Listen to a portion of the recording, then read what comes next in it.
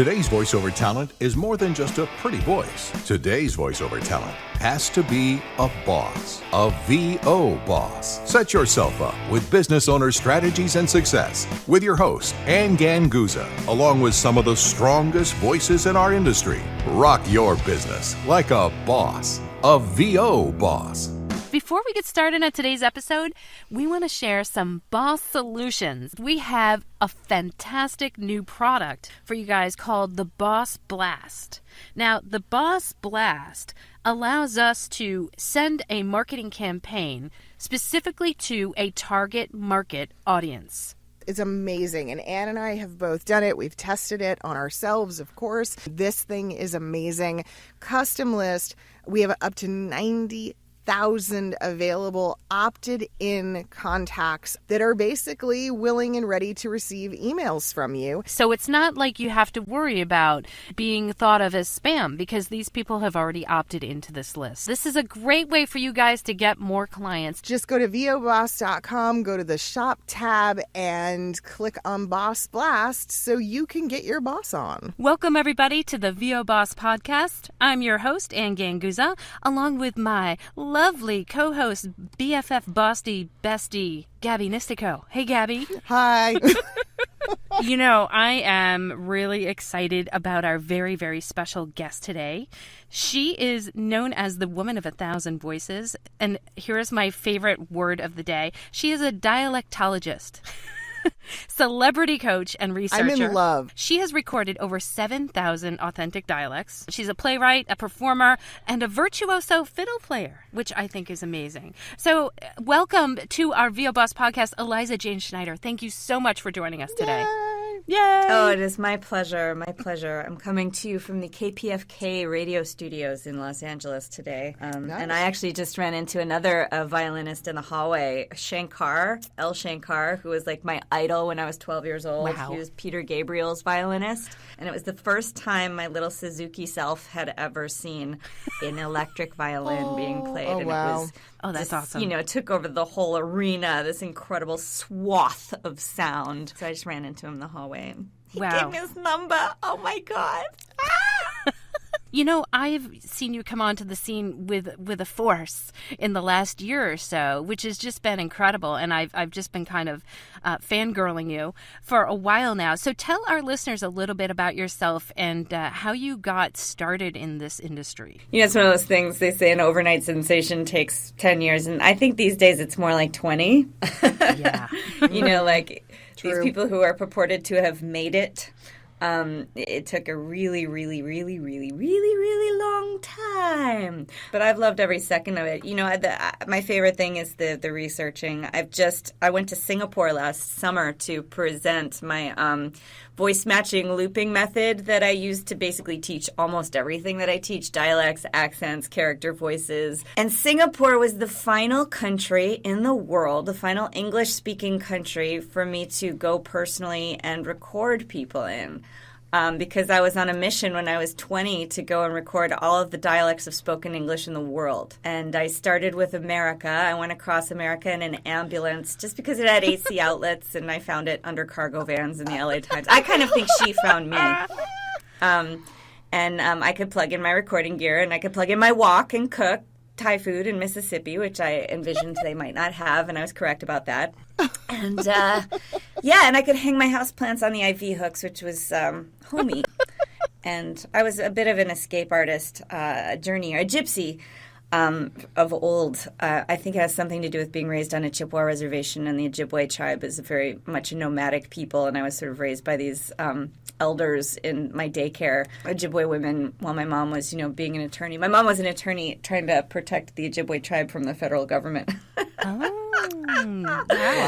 That worked. That's a story. But no, So last summer I went to Singapore. It was the last English-speaking country in the world where I still had yet to record dialects. And so now I have over 7,000 interviews that my 35 to 40 some odd minions who are students of mine who are all on some kind of a program with me, they're also helping me upload all this research to the dialect database. So it's really fun for them, too, because it kind of saves them the gas money.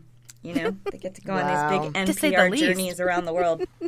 How did this start? How you've got to take us back. You've got to, how in the world did this become your life? Well, I mean, my dad was a drama teacher and a math teacher, so the sort of art and science of things was always somewhat integrated. I was a Suzuki violin kid from age 7, and that's an ear training method, and it's about immersion. So I've merged dialects, accents, languages, music. It's all sounds to me, and it's just a huge part of my identity. It's how I interact with the world. And so it's just kind of who I am. It's not really a choice. But I did note that when I went to Northwestern University's National High School Institute for, all the, egotistical, I'm the best actress in the world kids who got the lead in their high school play, and then realized that I was just one of many.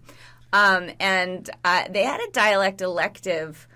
And I realized there wasn't any material available back then. It was the early 90s for actors that wasn't – well, there was David Allen Stern imitating people. It was him doing all the accents, and it was on cassette.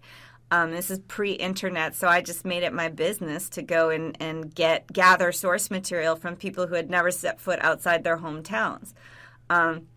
And I've just had a fascination with sound from a very early age. So I imagine that's absolutely where you start, obviously, with the dialects, is teaching in that vein of listening, I'm assuming, to these different dialects and trying to form a foundation there. Yeah, so it starts with immersion, and then I have this looping method that's a sort of proprietary kind of thing that I've developed, and it's the thing that all the voice teachers at the VASTA conference last summer in Singapore, the international voice teachers, were all excited about it, and it was really fun for me because here's this dialect coach or teacher from, Australia, and I'm teaching her a Nigerian dialect, and it literally took me minutes to teach her what she would take 6 months to teach her students in an academic program. I went there expecting 2 old white guys with long beards drooling in a corner talking about something that happened in the Great Vowel Shift 200 years ago.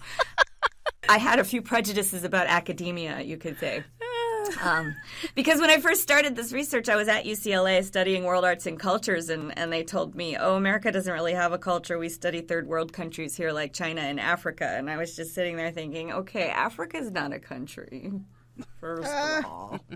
But I've just had some issues with academia from early on. So this last summer, 20 years later, I'm like, okay, I'm just going to present what I've learned and come up with here and see what you guys think.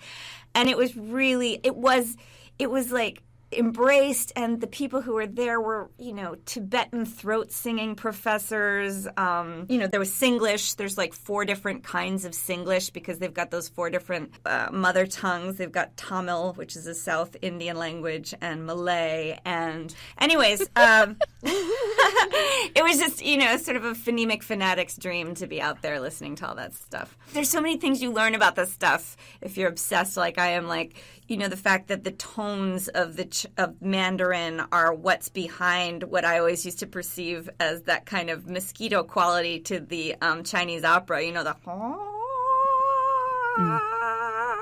it used to sound to me like Gizmo from Gremlins.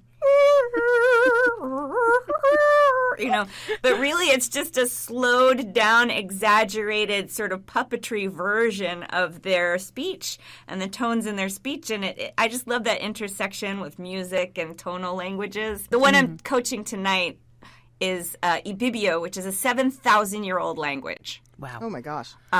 And it's a play called Hair Portmanteau, and Mfoniso, the playwright, is just freaking amazing. And they go in and out of the Ibibio language. And that Nigerian sound, the Ibibio sound, sometimes it comes like a waterfall and it just keeps going, right? It's so musical and it's so dynamic and so much fun. So this kind of thing has always fascinated me. But I realized when I first left on my first research trip that I couldn't go out into the world and become the expert on everybody else before I knew anything about my own country's sounds, as begrudging I was about hanging out in America for too long back then. When I've since fallen in love with the people in this country. just by virtue of doing the research and being invited into so many homes and, seeing myself in the eyes of people whom I was raised to fear and loathe, like Republicans and stuff. I like them now.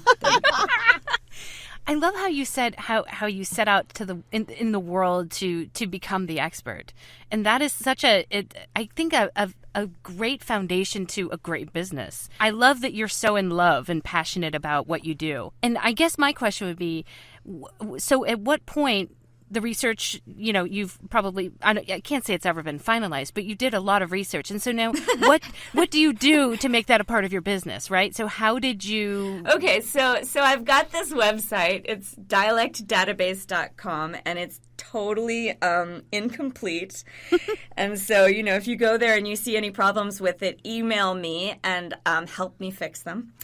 But basically, I have 7,000, a little more than that, interviews that I'm putting up as a reference for actors, and so that is a tool that we use. So it's something that I'm hoping will be like the go-to site for people, and it is for a lot of my director friends. Now, I'm often hired to coach a director before they have to go in and direct a session with actors from, or the actors have to sound like they're from various places in South Africa or, Sri Lanka, or maybe they'll have a back-to-back, so I'll have to coach a director on what to listen for in their sessions. And so this research, this behemoth 25 years of research, like I don't even know of a doctorate program that requires 25 years of research. I think, but I'm putting this stuff up so that we can access it quickly, because I think one of the big rifts between what they call the practitioners like us, the voice actors who are also, maybe we have a business, maybe we're teaching,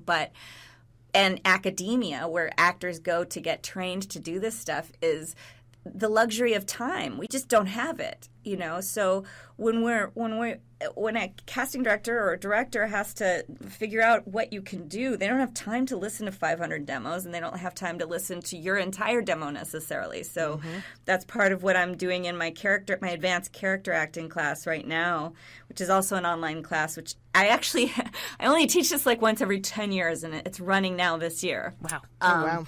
And I bring in my director friends who actually literally say to me in the booth, I'd love to meet new people. I'm tired of working with the same 5 people all the time, or at Disney character voices or whatever. And I'm like, are you serious? Because I have very strong memories of being that newbie who's like, I just want to meet somebody. When am I going to get a general? How can I show these people what I've got, And so I take a lot of pleasure in introducing the very talented group of students that I now have to these directors and people who can give them work. This whole thing, it's just so fascinating to me on so many levels. And I wish we had more time to pick your brain on numerous topics. But I want to get your take really quickly on neutrality in voiceover, neutrality of speech. Is it a thing? Does it even exist? Or it's a huge thing. Because it doesn't exist. It's a construct, right?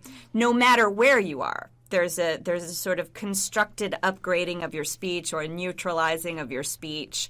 And I mean, personally, I think it's, taking the soul out of things. It's sort of like the opposite of what an actor wants to do in making something sound authentic. Everybody comes from somewhere. My own idiolect is comprised of certain sounds from upstate New York. I say water, instead of water. I say, wah, give me a glass of water. I'm exaggerating a little bit. But then I have some Minnesota sounds. Sometimes I say out and about and I don't realize I'm doing it. Well, I love that you're talking about that, about honoring, where we're from and just that. I've always felt for so many years voiceover was just stripped down. And now I think finally we're at a place where different dialects, different regional quirks, accents are being accepted. And I think it's great. Yeah, and embraced. Embraced, for sure. Yeah. And you were asking me how I sort of use this research to base my business. My class is dialectmasterclass.com, and so what I've managed to do is put up these modules that are these kind of evergreen, lifetime access modules that you can just go when you have that audition, you can go in and you can go as deeply as you wish. You know, if you only have 5 minutes, you can get those sound substitutions really quickly and just listen to a native speaker in this class. Or if you have the time to spend the 8 weeks in the class getting feedback from me and practicing what we call springboards. So I have my students memorize. You know, voice actors are reticent to do such things, but once they do, they're grateful. I have them memorize springboards in different dialects. So if they have to do a Tidewater non-rhotic Southern accent, they've got in their head, Wow. Is that an ambulance you're driving? I think that's just wonderful. Who happens to be one of my interviews, and then they can change it and make it, younger or whatever, but it's in their head. You know, they grab it and then they springboard off of it into improvisation and into their lines. There is a laundry list of voice actors that are clamoring to work with you, and you are their dream coach, basically. And when I saw the video you did recently for St. Patrick's Day, I was just enamored. I was like, I love this woman. I don't know her. I absolutely love her. I adore her. I love everything about this. Oh, thank you. Well, that's so sweet. And I think too, it's a testament too to all those years of research that you did, and now, and I've seen a bunch of videos that you've created, and I think it's fantastic to get yourself out there online so people know about you. And I know you're so busy now. I wanted to ask on behalf of the listeners, because I know they're going to want to know, do you also do private coaching? A lot more rarely these days, but yeah. So now that I've completed the English-speaking world, I'm all about the Asian sounds and various weird esoteric. I'm going to Iceland and sort of rural regions of France this summer to record more dialects. But yeah, I do private coaching on occasion. It's more expensive than I think is fair, but what can I do? Well, then I don't think have a lot of time. Well, yeah, exactly, and I think then the best thing too, if people want to, learn from you, is to probably go to that master class that you have. And how can people access you in that class? Oh, it's just go to dialectmasterclass.com. If you click on the free training in the top left corner, you'll get a sense of what the flow of my classes are like, and you'll see whether it's right for you. And if you decide to come on in, you can purchase the modules only, and it's really affordable right now. It hasn't gone up. I keep threatening to raise the price, but I never do, because I'm, as Jerry Quickly here at KPFK describes me, I'm a broken hippie. So I got that. We got that going for us, people.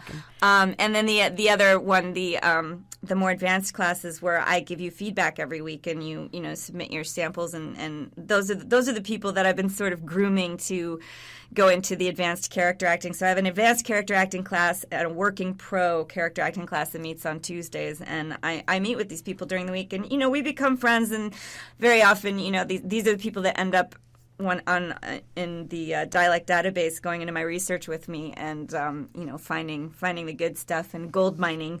And so it's a great group of people. It's just an incredible group of very smart people with great ears and a lot of talent, and that's my class. Wow, it sounds fantastic. Eliza, thank you so much for taking the time to join us today. Oh, my pleasure. Thank you. Thank you. I think I want another podcast. Totally. Oh, yeah. Oh, my gosh. Well, there's so much more to talk about, and I do tend to kind of go on tangents. How can people get in touch with you again?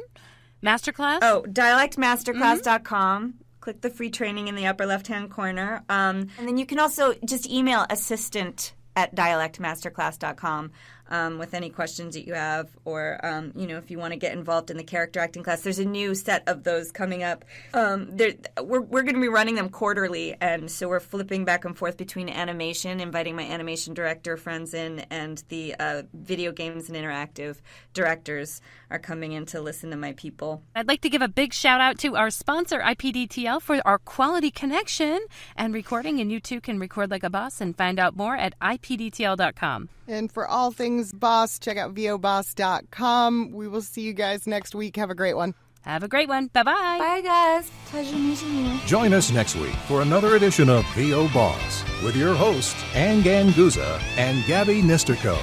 All rights reserved. Anne Ganguzza voice talent in association with 3 Moon Media. Redistribution with permission. Coast-to-coast connectivity via IPDTL. really quick, do you have time to tell us the story about dialectologist? So when I did the South Park voices, I had used my looping method. That's when I developed the looping method, was because I had 1 week to nail 8 female voices. Wendy?